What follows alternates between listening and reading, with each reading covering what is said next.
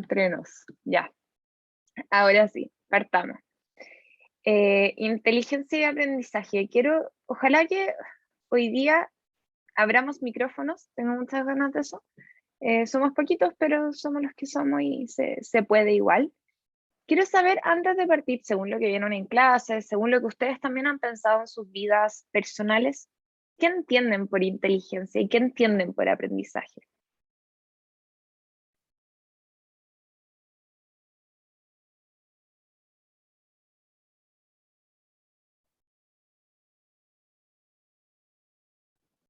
Yo tengo una crítica a la inteligencia. Me encanta. Dale nomás. Considero que la crítica es un constructo de la época oscura de la psicología. Francis Galton me viene a la mente, que vimos en el semestre pasado, en que actualmente como que sobrevivió a esa época la inteligencia y pasó a esta época con ánimos de segregar personas, con ánimos de catalogar y etiquetar a personas como más valiosas que otras, y que va relacionado directamente también a lo socioeconómico.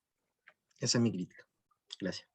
Te encuentro toda la razón con lo que acabas de decir. Sí, nosotros cuando hablamos de inteligencia muchas veces uno piensa como mi profesora de psicología de la educación me dijo algo súper bonito cuando nosotros partimos el ramo, que fue que, que nosotros pensamos que la gente posee como un don, que es o inteligente o no inteligente, es casi como que tú naces siendo inteligente y en realidad yo creo que acá, si bien hay personas que tienen mayores capacidades cognitivas en ciertas áreas que otras, que comúnmente denominamos como inteligencia, como lo es la lectoescritura y las matemáticas, eso es uno, un constructo social, dos, la inteligencia y lo cognitivo no se queda solamente ahí, y, y tres, son diferencias en general en términos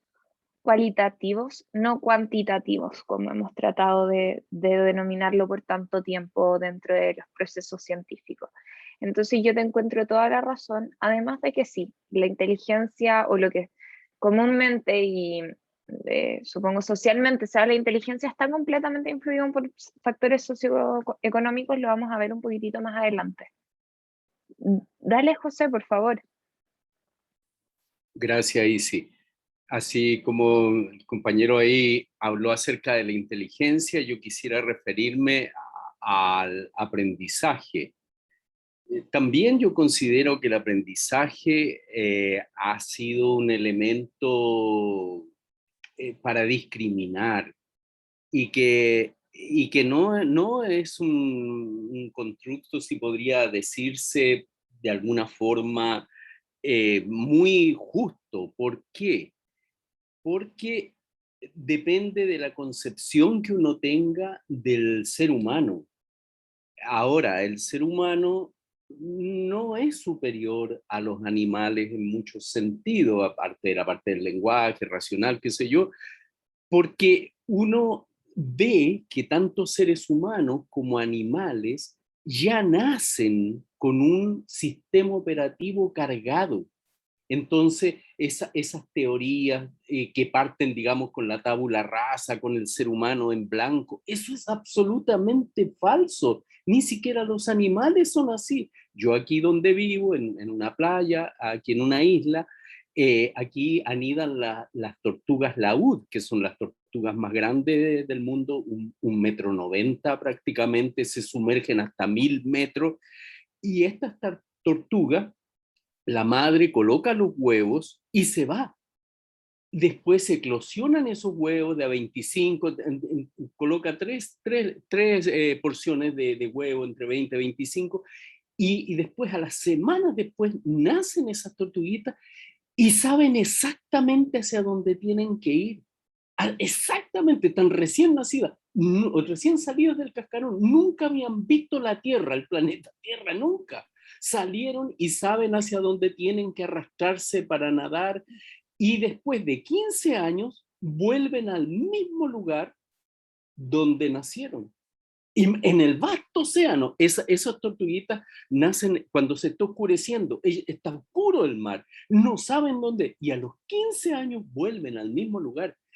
Entonces uno queda maravillado y uno dice, todas esas teorías de aprendizaje que parten de cero son absurdas, ni siquiera en el mundo animal es así.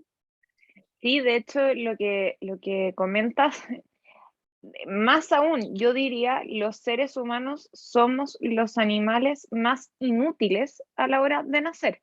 Y no lo digo en términos como, no lo digo en chiste, somos uno de los pocos animales que somos incapaces de sobrevivir sin un otro, porque no somos ni siquiera capaces de sostener nuestra propia cabeza cuando nacemos.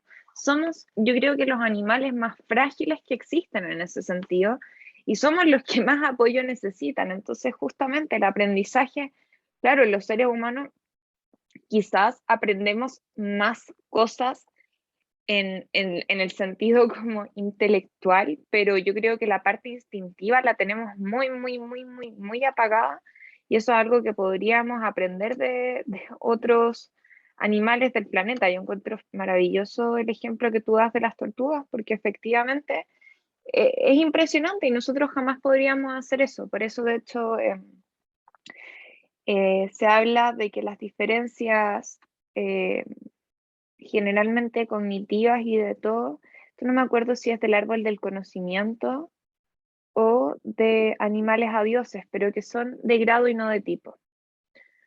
Según Maturana, somos animales amorosos que nos significamos a través del lenguaje, amamos creer teorías que no sirven para nada más que alimentar nuestras necesidades de debatir.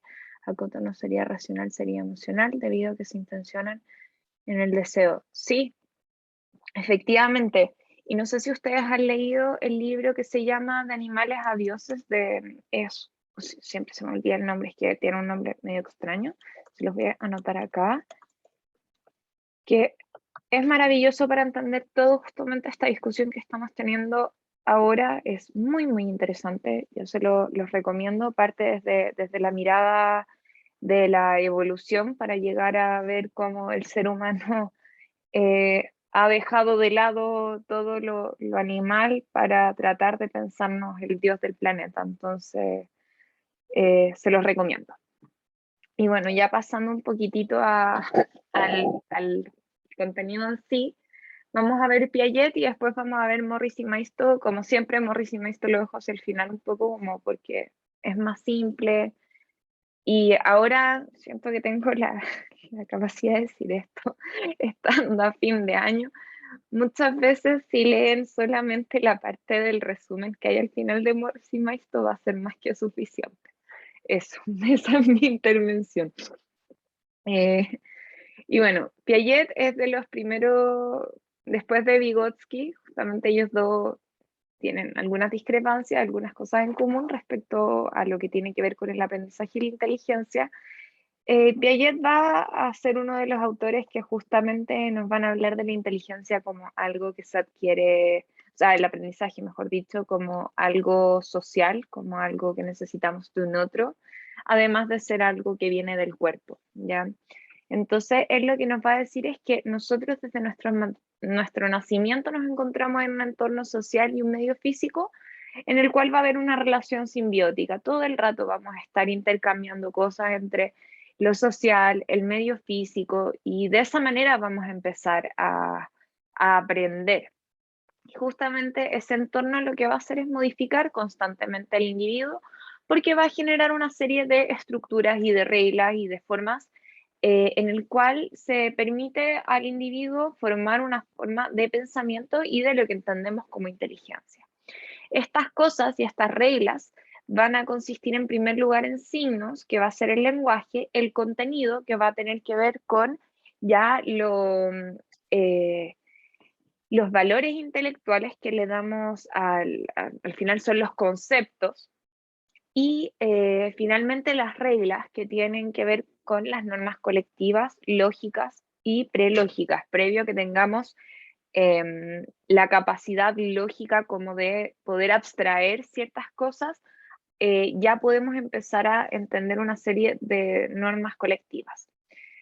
En ese sentido, yo acá cito a Piaget, dice: desde su nacimiento hasta la vida adulta, el ser humano es objeto de presiones sociales, pero esas presiones son de tipo extremadamente diverso y se ejercen según cierto orden de desenvolvimiento, del mismo modo que el medio físico no se impone de una sola vez ni en bloque a la inteligencia en evolución, sino que es posible seguir paso a paso las adquisiciones en función de la experiencia y sobre todo los modos de asimilación y acomodación con que esas adquisiciones se regulan, modos que son muy diferentes según el nivel. Así, el medio social determina interacciones entre el individuo que se desarrolla y el mundo que lo rodea, extremadamente diferentes unas de otras, y cuya sucesión obedece a ciertas leyes. Acá ya empezamos a introducir esta idea de los estadios del aprendizaje que nos da Piaget, o de las distintas etapas. A mí me gusta más pensarlo, salvar un poco a Piaget en esto, pensarlo como estadios, como algo que es menos rígido, como que las etapas uno las pensaría casi como unas escaleras. En realidad los estadios serían como más fluidos entre esto que es lo sensoromotriz, lo preoperatorio y lo operatorio que vieron con la profe. Pero acá sobre todo lo que es importante comprender es que al final nosotros no somos personas que vivimos fuera de un ambiente, fuera de un medio, sino más bien ese medio físico y social es justamente el que nos permite adquirir experiencia, y de esa manera asimilamos dicha experiencia en términos de que tratamos de comprender la experiencia en sí y luego acomodarla como dentro de las distintas categorías que vamos creando dentro de nuestras vidas, dentro de nuestro cerebro, para entender el mundo, y de esa manera podemos regular los modos en el cual nosotros vamos a interaccionar con el mundo. Justamente por lo mismo, él va a decir y va a hablar de la socialización de la inteligencia individual. Acá hay algo bien bonito de Piaget, que justamente también lo toma Vygotsky, que es la importancia de la socialización. Acá, esto como un dato extra, Vygotsky, a diferencia de Piaget, no piensa que nosotros somos, como va a decir Piaget, desde un inicio seres egocéntricos, o como diría Freud, su majestad el bebé, quien simplemente piensa en sí solo, sino Vygotsky lo ve desde un punto de vista que al revés. Nacemos como seres sociales y de a poco nos vamos individualizando. Pero esto es más que nada como datos extra. Lo que va a decir entonces es que dependiendo del estadio de desarrollo, los intercambios entre el ambiente y el sujeto son diversos y modifican la estructura mental de manera diferente. Es decir, al principio nosotros tenemos una forma de relacionarnos con el mundo que tiene completamente que ver con cómo tocamos, con cómo nos movemos, con cómo, no sé, nos echamos cosas a la boca, y cómo indagamos el mundo. Todavía no tenemos un lenguaje para representar ese mundo. Entonces, simplemente en este periodo sensoromotor, el objeto es de múltiples influencias sociales, porque tienen además los mayores placeres de que su experiencia conoce. Y yo creo que esto es súper lindo, y en ese sentido deberíamos tratar como, no solamente como personas individuales, sino también un poco, algo que yo he reflexionado mucho, en términos sociales, de seguir sorprendiéndonos con la vida, seguir como emocionándonos con las cosas nuevas, porque para los niños, para los bebés, todo es como algo dorado, verde, así es, todo nuevo, y es genial y se emocionan. Y no sé, yo veía a mi sobrina que tiene 3 años el otro día súper emocionada porque estaba tirando una piedra y porque había aprendido a hacer una vuelta de carnero. Y era así como la mejor entretención que uno le podía dar. Y claro, nosotros de la nada dejamos de tener dejamos de emocionarnos un poco por las cosas nuevas, o pensamos que ya nos las sabemos todas y que no hay nada nuevo que aprender. Entonces yo también acá, igual que como antes los invitaba a sentir, los invito como a emocionarse por las cosas pequeñas del mundo, que en realidad pueden ser muy lindas.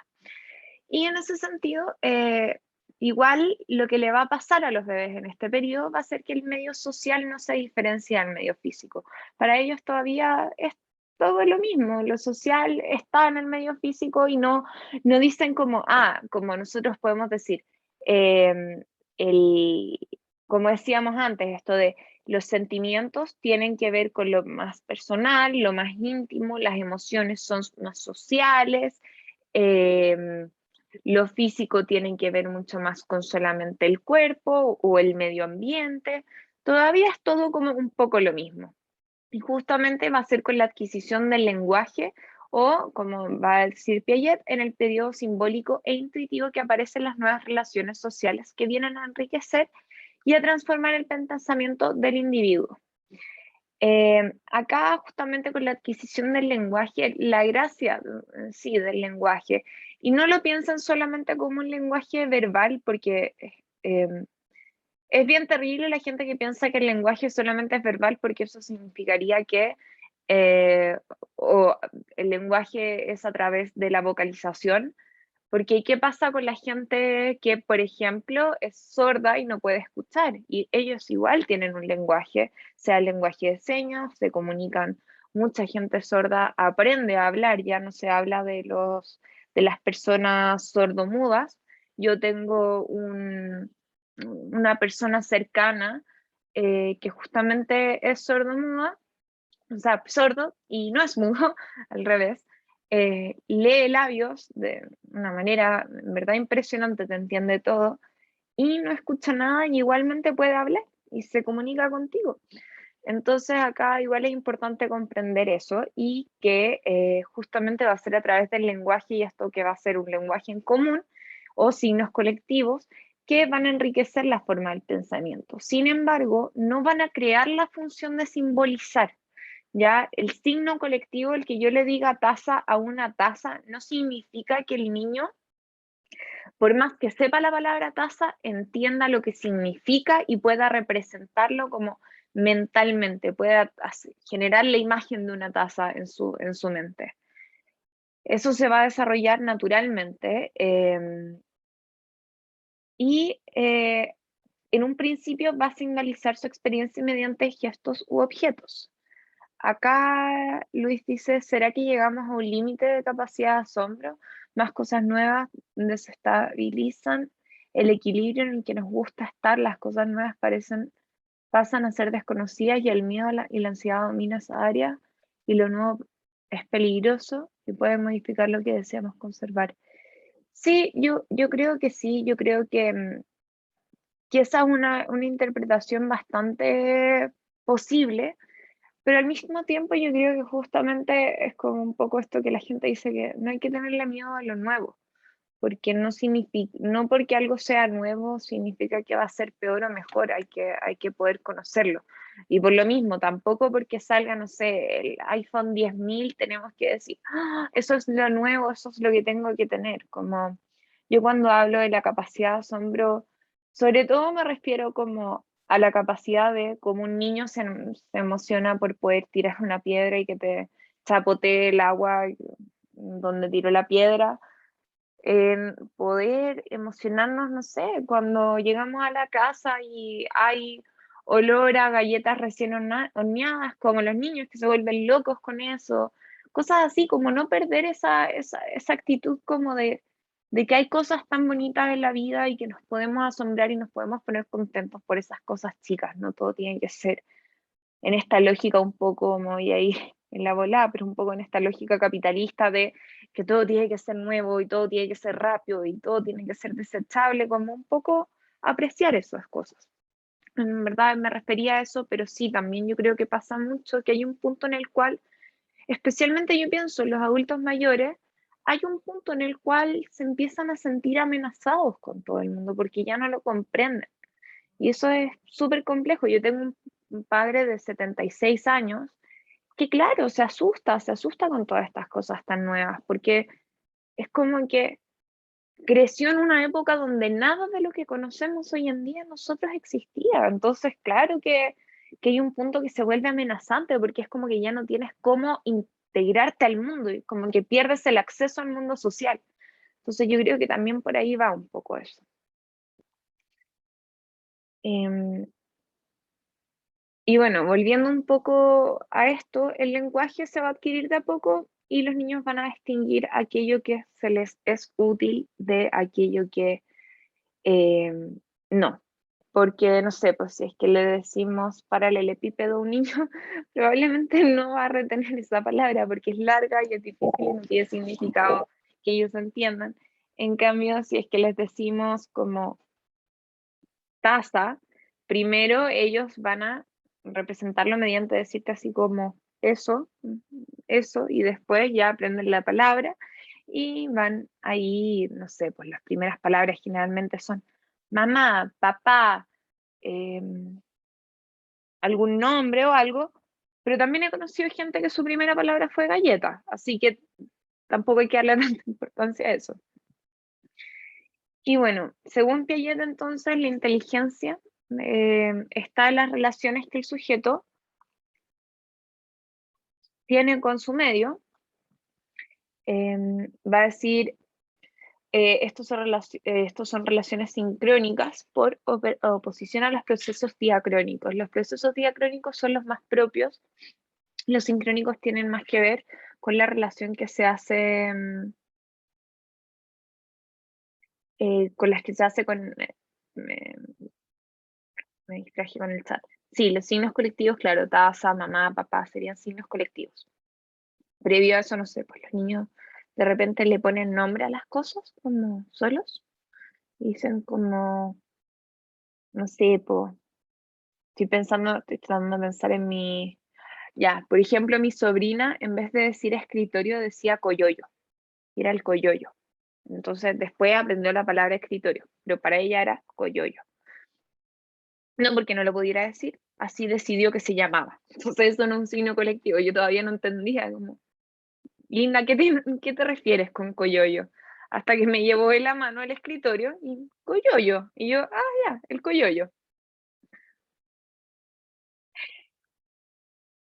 En parte sí, en parte los niños y las niñas van a crear un lenguaje propio un poco para poder entender el mundo y van de a poquito se van uniendo a todo esto más colectivo. Por eso vemos que el sujeto adquiere con su medio las relaciones sincrónicas por oposición a los procesos diacrónicos, lo que tienen que ver con los procesos por sí solos, cuya experiencia el niño al adquirir lenguaje y las maneras de pensar que le son propias. Ahora bien, esas relaciones sincrónicas son lo esencial. Al conversar, con sus familiares, el niño advertirá a cada instante que sus pensamientos son aprobados o discutidos y descubrirían un inmenso mundo de pensamiento que les son exteriores, que les instruirán o impresionarán de diversos modos desde el punto de vista de la inteligencia. En ese sentido, los niños en este proceso de socialización van a estar constantemente como viendo lo que está bien y está mal dentro del mundo. Y acá viene lo que yo les estaba diciendo antes, que tiene que ver con el pensamiento intuitivo, que es más o menos hasta los 6 años, que son los procesos de asimilación y acomodación en términos cognitivos, y va a decir que son egocéntricos y no se distingue entre lo social y lo físico. Acá, como yo les digo, que sea egocéntrico significa que el niño aprende desde sí hacia afuera. Como yo primero me integro yo como persona y después voy agarrando estas cosas de afuera. En cambio, lo que dicen otros autores es que al revés, que primero somos como un poco menos yo y después nos integramos una vez que conocemos el mundo. Pero lo que también va a decir Piaget es que falta agrupación de los puntos de vista de otros, como que hasta ese punto generalmente a los niños les cuesta mucho comprender que lo que ellos piensan no necesariamente es lo que el otro piensa, y más aún, lo que les cuesta aún más comprender es que el otro no es yo. O sea, no sé si alguna vez a ustedes les pasó de pequeñitos, yo recuerdo que para mí fue muy impresionante cuando me di cuenta que cuando mi mamá no estaba al frente mío, no es que mi mamá como que no existiera fuera de mí, que no, cuando mi mamá no estaba, ella estaba viviendo su propia vida, pensando en otras cosas, Y fue como un momento muy impresionante y me empecé a dar cuenta que, claro, que mis amigas, por ejemplo, del jardín, tenían su vida y que existían fuera de que cuando yo las podía ver. Y fue algo muy impresionante de darse cuenta.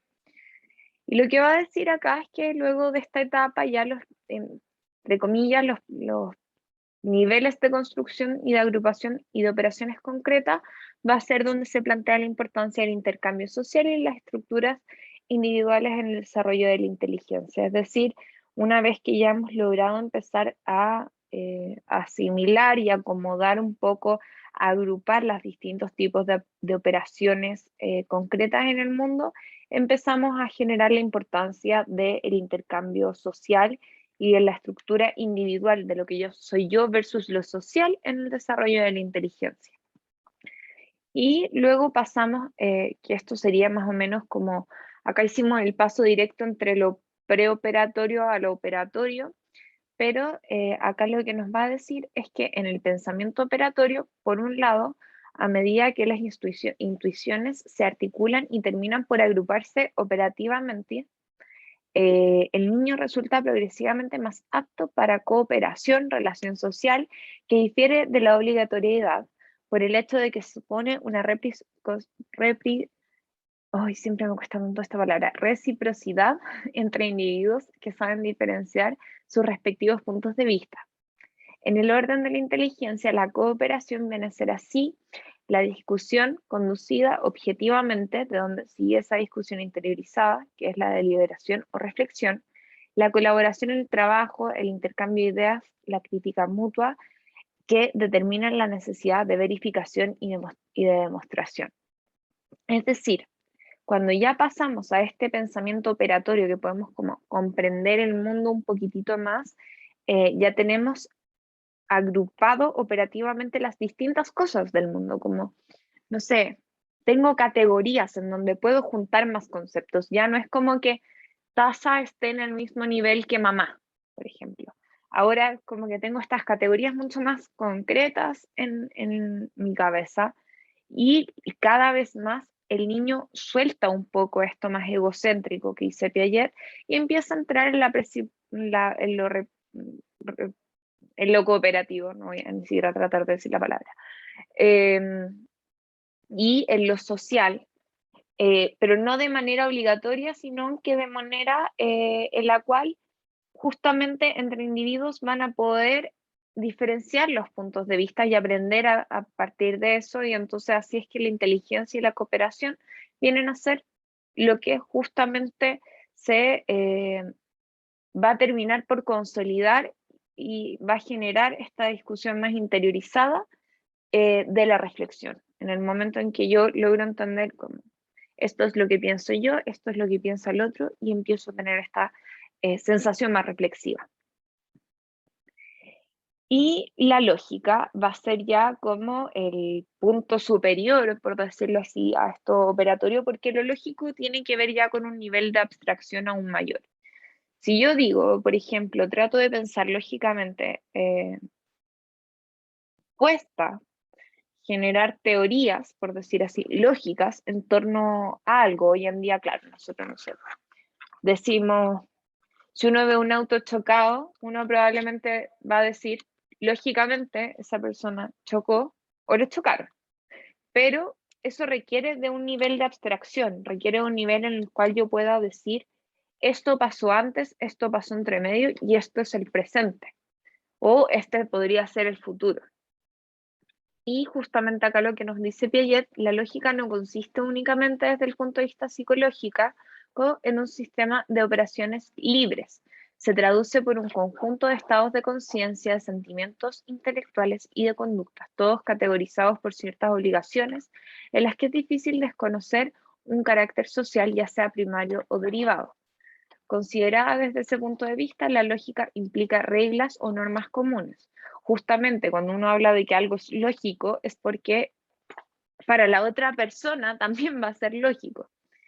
Entonces, es una moral del pensamiento impuesta y sancionada por otros. Así es como la obligación de no contradecirse no constituye simplemente una necesidad condicional, un imperativo hipotético para quien quiera plegarse a las exigencias de las reglas del juego operatorio. Es también un imperativo moral, categórico, en tanto exigido por el intercambio intelectual y por la cooperación. Es decir, la lógica requiere, de por sí, es imperativamente como, requiere de no contradecirse. Algo lógico no se contradice. Justamente por eso yo daba el ejemplo. Algo lógico es la ciencia. La ciencia lo que busca es justamente un argumento que sea estructurado en el cual no haya una contradicción. En cambio, algo que no sería lógico sería justamente al revés de eso.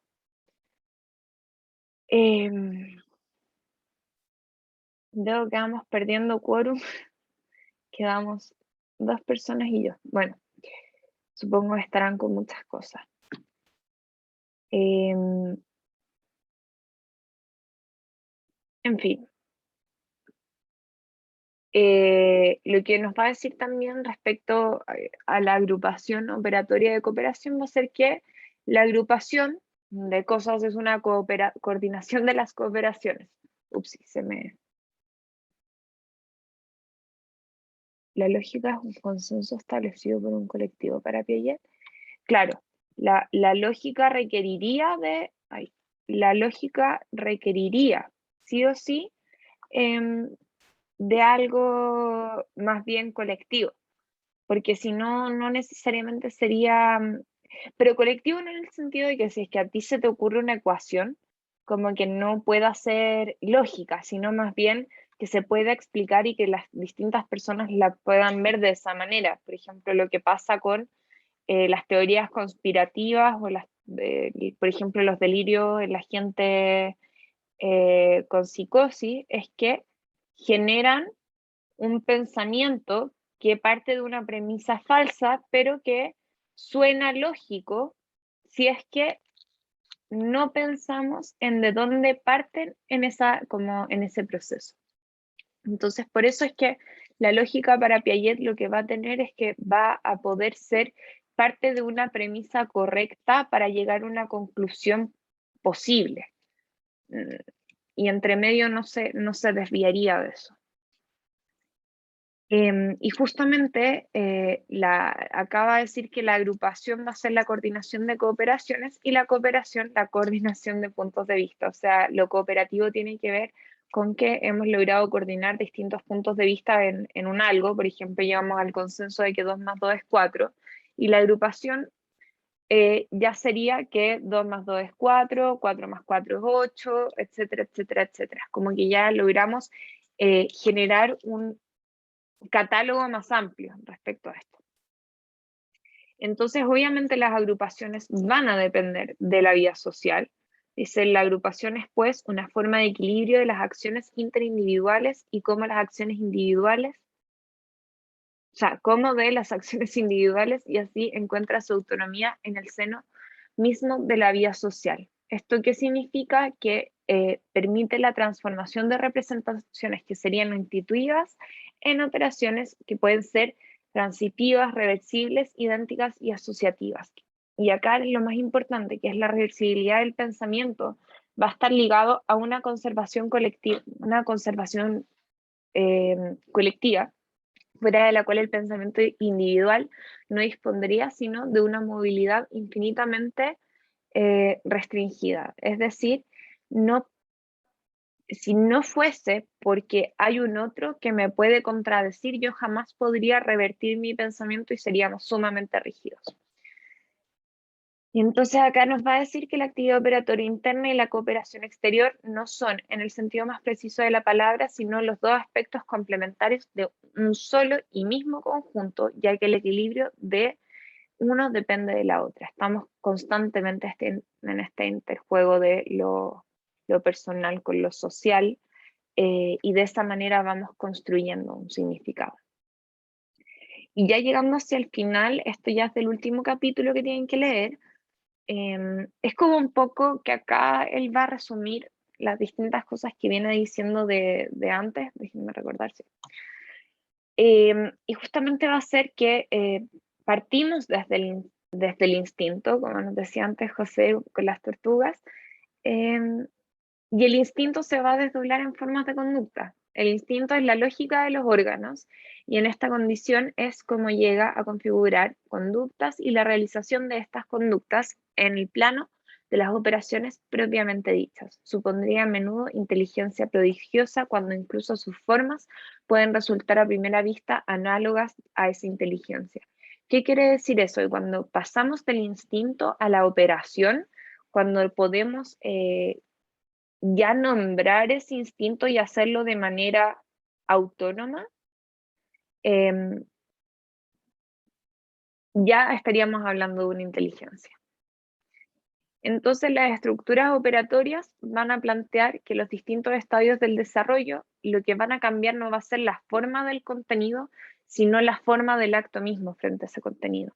Es decir, el contenido del mundo siempre va a existir, pero el cómo yo me relaciono con ese contenido va a variar según cuánto he desarrollado y he logrado desarrollar esa estructura operativa. Y en el caso de la inteligencia reflexiva, lo que ha llegado a su equilibrio, estas formas consisten en agrupaciones de las operaciones. Y finalmente pasamos a los ritmos que tienen que ver con la necesidad orgánica elemental, el hambre, la sed, el apetito sexual, que se constituyen como un ritmo. Es como que el cuerpo lo hace de manera intuitiva y se caracteriza el funcionamiento que sitúa en el punto de reunión la vida orgánica y la vida animal. O sea, el ritmo tiene que ver con toda vida orgánica y vida animal va a tener un ritmo. El ritmo, dice acá, presenta una estructura que conviene tener presente para situar la inteligencia en un conjunto de formas vivientes, pues el modo de encadenamiento que supone anuncia ya de una manera elemental lo que llegará a ser reversibilidad misma propia de las operaciones superiores.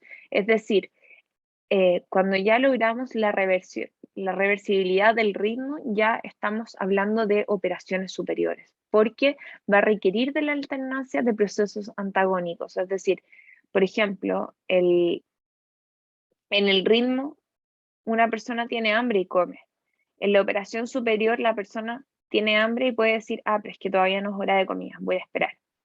Y eso ya es un proceso antagónico y complejo. Y por ende, todo esto el ritmo va a requerir de una regulación, que va a ser la intervención de procesos antagónicos comparables a los que se manifiestan ya en los movimientos periódicos, pero ahora en fenómenos que producen en una escala superior mucho más compleja y amplia sin necesidad de periodicidad. Las transformaciones intuitivas solo quedan pues compensadas por un juego de regulaciones que poco a poco armoniza la asimilación y acomodación mental y aseguran por sí solas la ordenación del pensamiento no operatorio en el curso de tanteos anteriores de las representaciones. ¿Qué quiere decir esto? Que la regulación lo que viene a hacer acá va a manifestar justamente la escala más compleja, sin la necesidad recíproca en términos de los ritmos, ya no es solamente algo intuitivo. Ahora esto intuitivo se ve compensado por la regulación que tiene que ver con algo social también, y eso va a generar ya una armonía entre la asimilación y acomodación mental.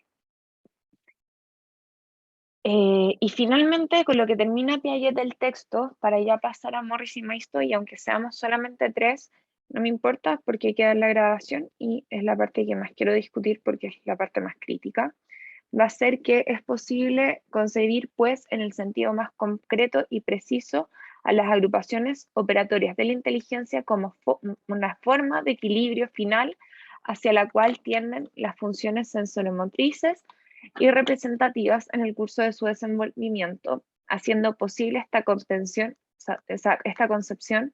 que se comprenda la unidad funcional profunda de la evolución mental, a la vez que señalando las diferencias de naturaleza que distinguen las estructuras propias de las etapas sucesivas, tanto como se alcanza la reversibilidad completa, límite de un proceso continuo, pero límite de propiedades muy diferentes de las fases anteriores, en virtud de que señala la llegada al equilibrio mismo. Los agregados hasta entonces rígidos se vuelven en efecto susceptibles de una movilidad de composición que asegura precisamente su estabilidad, porque la adaptación a la exigencia se encuentra entonces en equilibrio permanente, cualquier sean las operaciones efectuadas con la asimilación que se ha promovido, y por ese mismo hecho, el rango necesario de deducción. Es decir, con todo esto que pasamos desde lo sensorio motriz hasta ya lo formal operatorio, pero que todo esto lo que logra es como una organización mental en la cual podemos ya interactuar de una manera con el medio que no es obligatoria, que no es, no es forzada, sino más bien tiene que ver con que es algo mucho más móvil. Podemos relacionarnos de muchas más maneras, y para él eso tiene que ver, con eso tiene que ver la inteligencia y el aprendizaje, con lograr este proceso de movilización desde lo más de la sensación hasta las operaciones más concretas y complejas de la vida social. Ya, eso sería Piaget. Y de Morris y Maisto solamente voy a ver la parte de la discusión que habíamos partido, que es con la inteligencia. Ya solamente les voy a mencionar las pruebas de inteligencia, no, obviamente no se las voy a pasar, para eso requeriríamos un ramo de psicodiagnóstico mucho más complejo, pero lo que me interesa poner acá en juego y en la mesa es que la inteligencia, como había dicho Luis al principio, es algo que está determinado por clases sociales, está determinado por el nivel educacional, está determinado por muchas cosas, y justamente eso era el primer test de inteligencia, era el de Simon Binet, que se transforma en la escala de Stanford Binet, que lo que medía era el razonamiento normal, el razonamiento abstracto y visual, lo cuantitativo y la memoria de corto plazo. ¿Cuál era el problema del test de Simon Binet? Requería de escolarización, no solamente como lo hacen hoy en día los tests como el VICE o el BISC, que yo les voy a mostrar un poquitito cómo funciona el BISC solamente. Lo que hacía era esperar que las personas, por ejemplo, supieran sumar y restar. Para que una persona sepa sumar y restar, a alguien se lo tiene que haber enseñado. Entonces, ¿qué pasaba? Llegábamos, y después me voy a volver a esta categoría antes.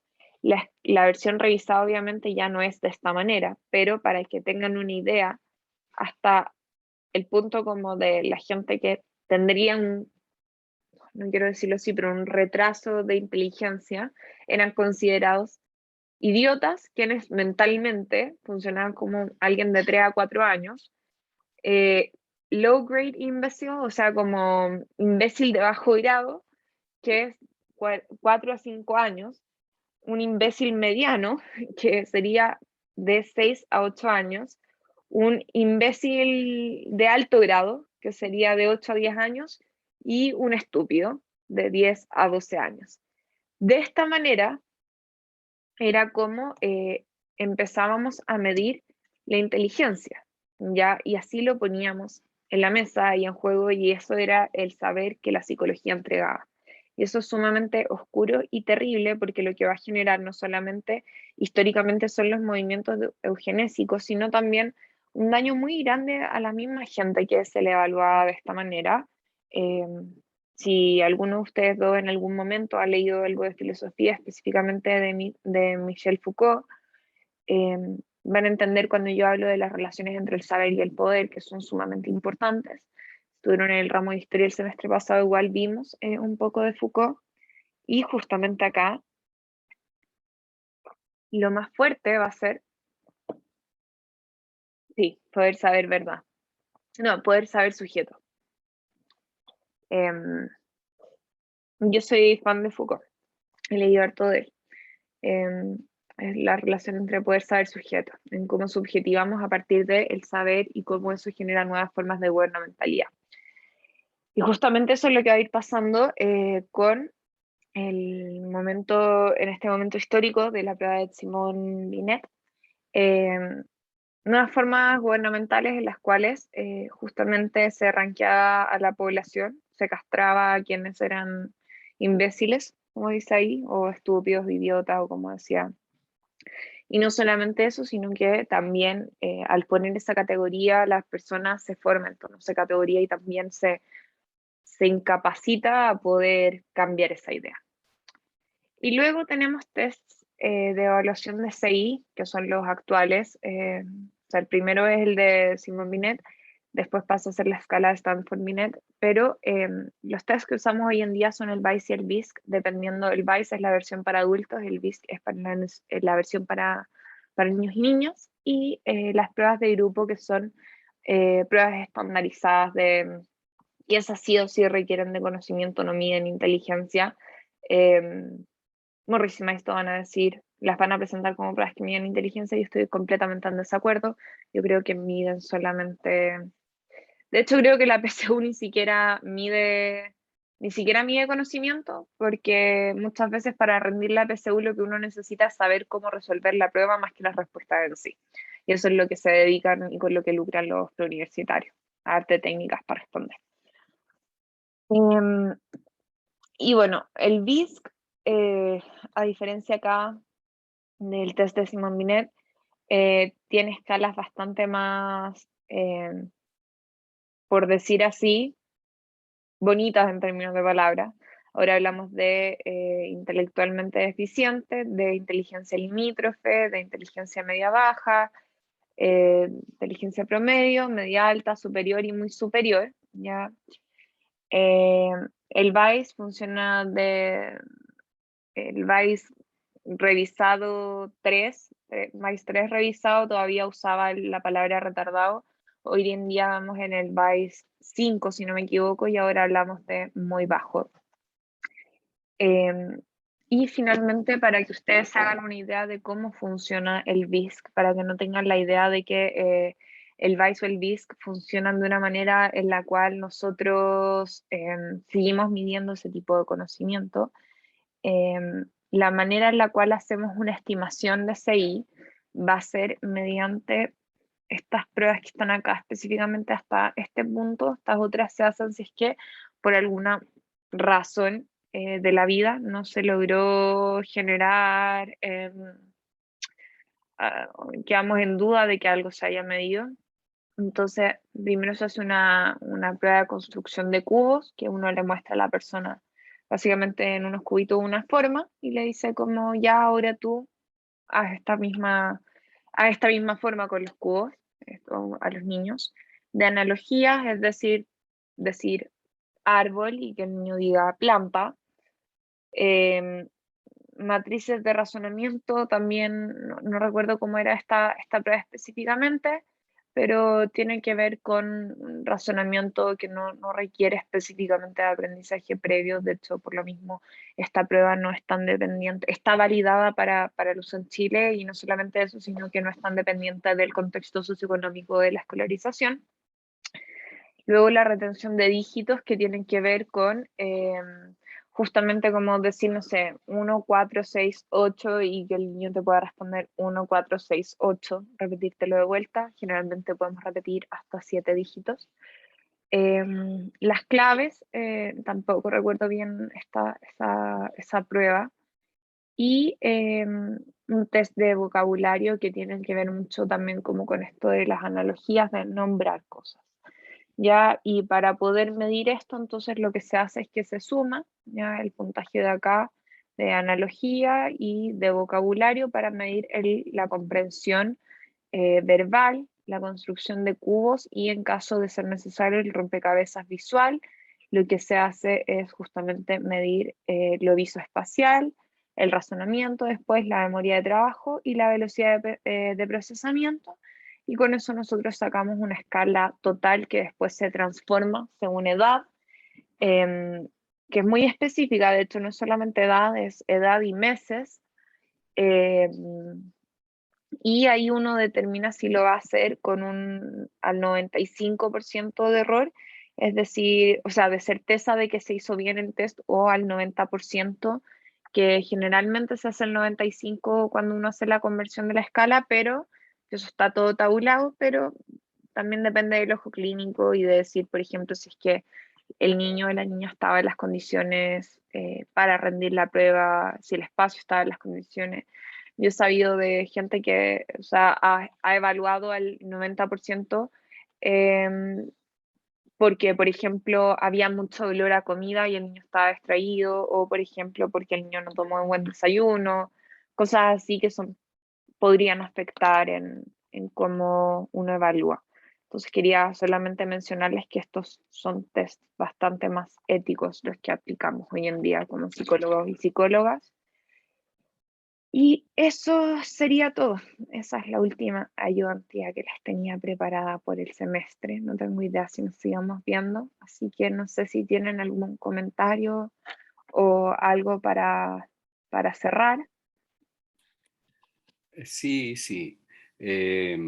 Yo quería pedirte disculpas por los compañeros que no asistieron, pero tenemos tanta cosa para hacer, estamos prácticamente Sí, reventados. A esta altura tenemos una cantidad de cosas de trabajo, de cosas de los diferentes ramos que realmente estamos, ya nuestro cuerpo, nuestra mente, todo ya está mostrando signos de mucho desgaste, ya estamos entonces, pero quiero al mismo tiempo decirte que tus ayudantías han sido muy, muy, muy buenas.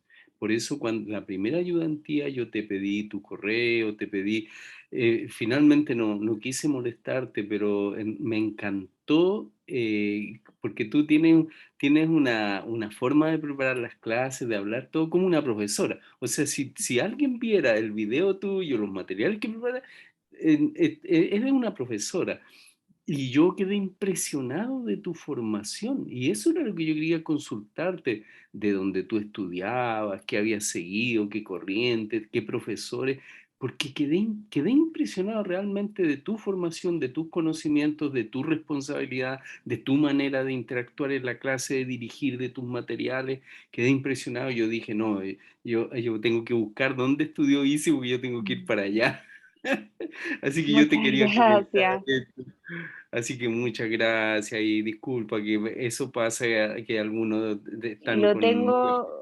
lo tengo súper claro, o sea, yo también soy estudiante, yo todavía no termino la carrera y yo tengo que admitir a mí y al resto, o sea, yo no he ido creo que ninguna ayudantía en todo el semestre. Creo que también, a ver, en la Portales las ayudantías dejan de ser tan relevantes para la formación a medida en que avanza el currículo y los ayudantes son más bien como asistentes del profesor o bien hay ayudantías que son obligatorias para ramos que en verdad la ayudantía no es como esto, que es como más una clase, sino que son pasos prácticos los cuales tenemos que justamente ver casos y resolverlos según lo que hemos visto en clases y ahí el ayudante está como guía. Entonces, también, obviamente, yo todo lo que es obligatorio voy, pero también tengo que admitir que hay muchas cosas a las cuales son optativas y que no he ido y veo las grabaciones o, por ejemplo, también les digo, yo también estoy agotada. Hoy día en la mañana tenía clases y decidí simplemente no ir y dormir porque mi cuerpo lo necesitaba y hay veces que yo creo que uno tiene que escuchar también a su propio cuerpo. Entonces yo jamás los voy a juzgar si es que por alguna razón quedábamos nosotros. Yo dije, ya, bueno, ya estamos en esto, terminemos, que ha grabado. Y a mí me importaba más que nada terminar de transmitirles el conocimiento. Y igual estoy súper emocionada de poder poner caras la próxima semana en la universidad a las personas que asistan. Pero muchísimas gracias en verdad, José, por tu comentario. Y bueno, mi correo queda disponible y cualquier pregunta que tengas, como por favor, estás completamente invitado a hacérmela. Muchísimas gracias, muchas gracias de corazones. Gracias. Eso, voy a dejar de grabar